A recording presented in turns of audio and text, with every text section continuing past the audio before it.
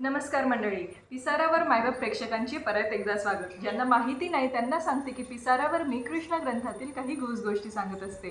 होय, आज मी तुम्हाला श्रीकृष्ण लीलेतील सर्वात महत्त्वाची आणि प्रसिद्ध गोष्ट सांगणार आहे. ती म्हणजे गोवर्धन पूजा. तर जास्त वेळ न घालवता सुरुवात करूयात. पण ज्यांनी माझ्या चॅनलला सबस्क्राईब केलेले नाही आहे त्यांनी प्लीज माझं चॅनल आधी सबस्क्राईब करून घ्या. सुरुवात करूयात.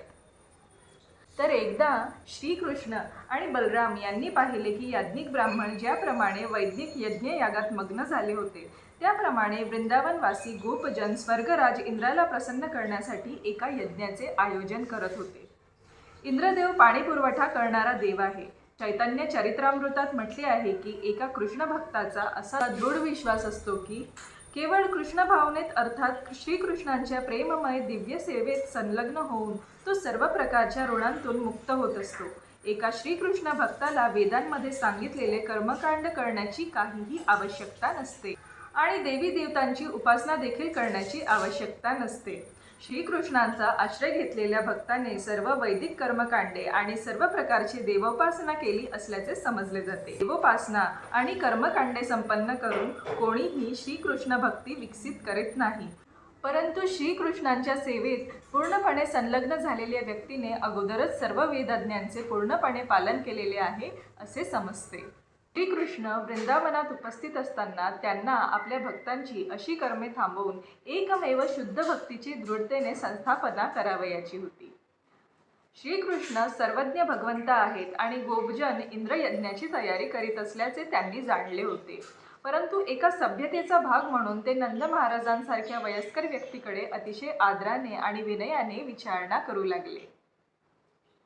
श्रीकृष्णांनी आपल्या पित्याला विचारले, बाबा, ही एका मोठ्या यज्ञाची तयारी चालली आहे, ती कशासाठी? अशा यज्ञाचे फळ काय? हा यज्ञ कोणासाठी करावयाचा असतो? तो कसा संपन्न करावयाचा असतो? या सर्व गोष्टी तुम्ही मला सांगाल का? या यज्ञाविषयी जाणून घेण्याची मला फार उत्कंठा आहे. कृपया या यज्ञाचा हेतू मला स्पष्ट करून सांगा. श्रीकृष्णांची जिज्ञासा ऐकून नंद महाराज मौनच राहिले. त्यांनी विचार केला की या बालकाला यज्ञातील आंतरिक गोष्टी समजणार नाहीत. श्रीकृष्ण म्हणाले, तो भाग निराळा, म्हणून तुम्ही माझ्यापासून कोणतीही गोष्ट गुप्त ठेवू नये. सगळ्या व्यक्ती सकाम कर्मात संलग्न आहेत. काही जण त्या कर्मांचे तात्पर्य व परिणाम जाणतात, तर काही अशा कर्मांचा हेतू न जाणताच ती संपन्न करतात. सखोल ज्ञानाने कर्म करणारा पूर्ण फळ प्राप्त करतो, परंतु कर्माचे ज्ञान नसताना कर्म करणारा पूर्ण फळ प्राप्त करीत नाही. आणि म्हणूनच तुम्ही करणार असलेल्या यज्ञाचा हेतू कृपया मला नीट कळू द्या. हा यज्ञ वेदाज्ञेनुसार होत आहे की हा केवळ एक प्रचलित उत्सव आहे? श्रीकृष्णांनी अशा प्रकारची जिज्ञासा केल्यानंतर नंद महाराज उत्तरले, प्रिय बाळ, हा यज्ञोत्सव आपल्या येथे पहिल्यापासूनच परंपरागत चालत आलेला आहे. देवराज इंद्रांच्या कृपेमुळे पाऊस पडतो. मेघ त्यांचे प्रतिनिधी आहेत. आपल्या जीवनासाठी पाणी अतिशय महत्त्वाचे आहे. किंबहुना पाणी हे जीवन आहे आणि म्हणूनच पावसावर नियंत्रण करणाऱ्या इंद्र महाराजांबाबत आपण कृतज्ञता दाखवलीच पाहिजे. त्यांनी कृपा करून मेघ पाठवले, त्यांनी भरपूर पाऊस पाडला आणि त्यामुळे कृषी कार्य यशस्वी झाले. पाण्याशिवाय आपण शेती करणे शक्य नाही आणि धान्य पिकणे देखील शक्य नाही. धर्मकार्ये, आर्थिक विकास आणि अंततः मुक्ती यासाठी पाण्याची आवश्यकता असते. म्हणून हा परंपरागत महोत्सव आपण सोडू नये. जर कोणी काम, लोभ किंवा भयाच्या प्रभावाखाली असा उत्सव करणे बंद करील तर त्याच्याकरिता ते फारसे मंगलदायक नाही. आपले पिता नंद महाराजांचे बोलणे ऐकून पूर्ण पुरुषोत्तम भगवान श्रीकृष्ण वृंदावनातील सर्व वयस्क गोपजनांच्या उपस्थितीत सूचक शब्दात त्यांना म्हणाले, बाबा, हा यज्ञ करण्याची आपणाला काही आवश्यकता नाही. आपण असा यज्ञ करणे बंद करावे. कोणत्याही भौतिक समृद्धीसाठी देवी देवतांची उपासना करण्याची काहीही आवश्यकता नाही. देवतांची उपासना करून प्राप्त होणारे सर्व लाभ केवळ क्षणभंगूर आहेत आणि केवळ अल्पबुद्धीच्या लोकांनाच अशा नाशिवंत वरदानांमध्ये स्वारस्य असते. तसेच देवोपासनेपासूनच जे काही अस्थायी लाभ प्राप्त होतात ते वस्तुतः पूर्ण पुरुषोत्तम भगवंतांच्या परवानगीनेच प्राप्त करून दिले जातात. देवी देवतांपासून जो काही लाभ प्राप्त होत असतो त्याचे वरदान वास्तविकपणे पूर्ण पुरुषोत्तम भगवंतांकडूनच प्राप्त होत असते. भगवंतांच्या परवानगीशिवाय कोणालाही वरदान देण्याचे सामर्थ्य नाही. परंतु कधी कधी देवतांना भौतिक प्रकृतीच्या प्रभावाने गर्व होतो. तो स्वतःलाच सर्वेसर्वा समजू लागतो आणि भगवंतांच्या परम सामर्थ्याला ते विसरतात. श्रीमद भागवतात असे म्हटले आहे की या प्रसंगी इंद्राला क्रोध यावा अशीच श्रीकृष्णांची इच्छा होती. श्रीकृष्णांचे अवतरण केवळ साधूंचे संरक्षण आणि दुष्टांचा विनाश करण्याकरिताच होता. देवराज इंद्र हा निश्चितच एक भक्त होता, असुर नव्हता, परंतु त्याला आपल्या पदाचा गर्व झाल्यामुळे श्रीकृष्ण त्याला धडा शिकवू इच्छित होते. म्हणूनच वृंदावनातील इंद्रपूजा त्यांनी बंद केली. इंद्राला धडा शिकवण्याचा हेतू मनात धरून श्रीकृष्ण एखाद्या कर्ममीमांसेच्या तत्वज्ञानाचा पाठपुरावा करणाऱ्या नास्तिकासारखे बोलू लागले. या तत्वज्ञानाचे पुरस्कर्ते भगवंतांना परम अधिकार मानित नाहीत. ते तर्क मांडतात की योग्य रीतीने कार्य केल्यावर फळ हे मिळणारच. भगवान श्रीकृष्ण अशा कर्ममीमांसेच्या तत्वाप्रमाणे आपल्या पिताशी वार्तालाप करीत म्हणाले, बाबा, तुमची कृषी कार्ये सुव्यवस्थितपणे यशस्वी होण्यासाठी तुम्हाला देवी देवतांची उपासना आवश्यक आहे असे मला वाटत नाही. प्रत्येक जीव मात्र आपल्या गतकर्मानुसार जन्म घेत असतो आणि वर्तमान कर्माचे फळ घेत जीवन निर्वाह चालवतो. गतकर्मांनुसारच प्रत्येक जण वेगवेगळ्या जीवन योनीतून जन्माला आले आहे आणि या वर्तमानातील जीवनातील कर्मांनुसारच तो भावी जन्म प्राप्त करीत असतो.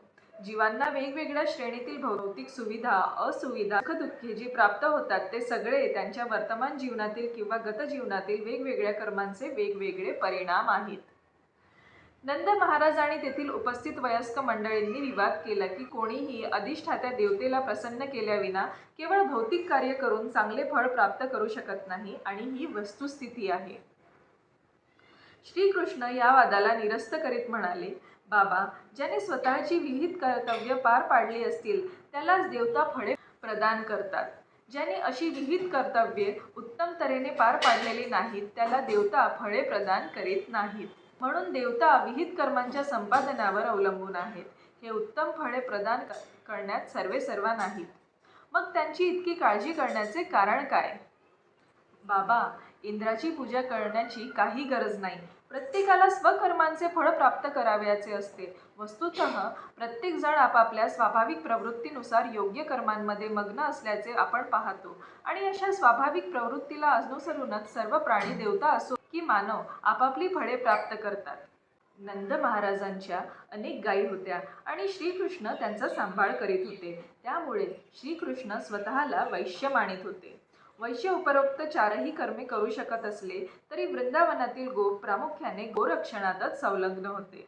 श्रीकृष्णांनी आपल्या वडिलांना अधिक स्पष्टीकरण करताना सांगितले, हे सृष्ट जग प्रकृतीच्या तम, रज, सत्व अशा त्रिगुणांच्या प्रभावाखाली चाललेले आहे. हे त्रिगुणच सृजन, धारण व संहाराचे कारण आहेत.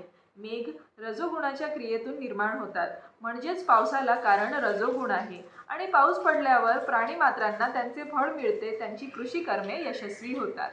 मग इंद्राचा संबंध कुठे येतो? जरी तुम्ही इंद्राला संतुष्ट केले नाही तरी तो काय करू शकेल? कारण आम्हाला इंद्राकडून काही विशेष लाभ तर होतच नाही आणि काहीही झाले तरी तो जरूर नसेल तेथेही पाऊस पडतोच, समुद्रावरही पाऊस पडतोच आणि तसाच जमिनीवरही पाऊस पडतोच. म्हणून पाऊस पडणे हे काही आपल्या इंद्रपूजेवर अवलंबून नाही. आपल्या सर्वांविषयी म्हणाल तर आम्हाला दुसऱ्या खेळात अथवा नगरात जाण्याची आवश्यकता नाही किंवा देशांतर करण्याची देखील आवश्यकता नाही.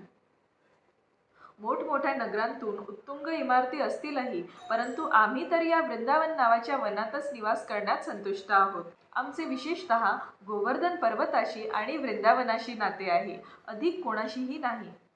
म्हणून बाबा, माझी अशी विनंती आहे की ब्राह्मण आणि गिरिराज गोवर्धन यांना संतुष्ट करण्यासाठी आपण यज्ञ करावा. इंद्राशी आपले काहीही कर्तव्य नाही.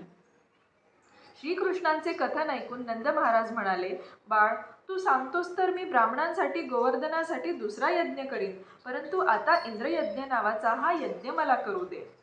श्रीकृष्ण म्हणाले, बाबा, वेळ घालवू नका. तुम्ही ब्राह्मणांकरिता आणि गोवर्धनाकरिता योजलेला यज्ञ भरपूर वेळ घेईल. तुम्ही तर इंद्रयज्ञासाठी अगोदरच साहित्य जमवून सर्व व्यवस्था केलेलीच आहे.